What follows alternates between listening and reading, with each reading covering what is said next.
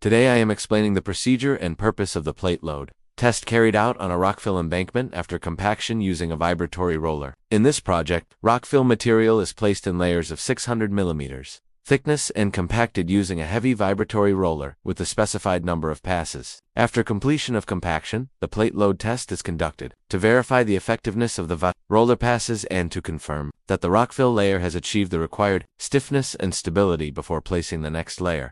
For this test, a steel plate of size 300 by 300 mm and 20 mm thickness is placed at a representative location on the compacted rockfill surface. Prior to placing the plate, the surface is properly dressed to remove loose stones and sharp projections, ensuring full and uniform contact between the plate and the rockfill. Proper plate seating is very important to avoid bridging on large stones, which could otherwise affect the test results. Settlement of the plate is measured using a survey level and leveling staff. A stable benchmark is established on firm ground outside the influence of vibratory compaction, and the level instrument is set up at a fixed position that remains unchanged during the entire test. The leveling staff is placed vertically at the center of the steel plate, and an initial staff reading is recorded before any roller movement. This initial reading is taken as the zero reference.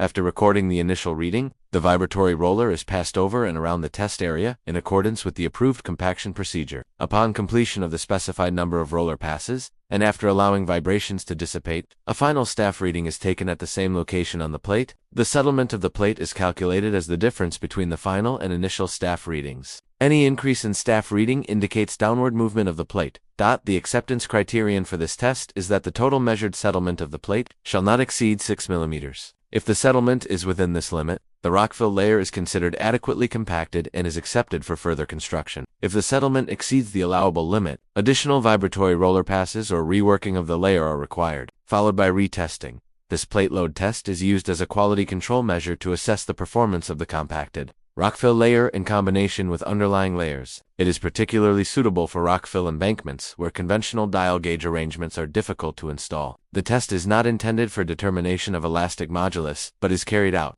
to confirm uniform and effective compaction achieved through vibratory rolling,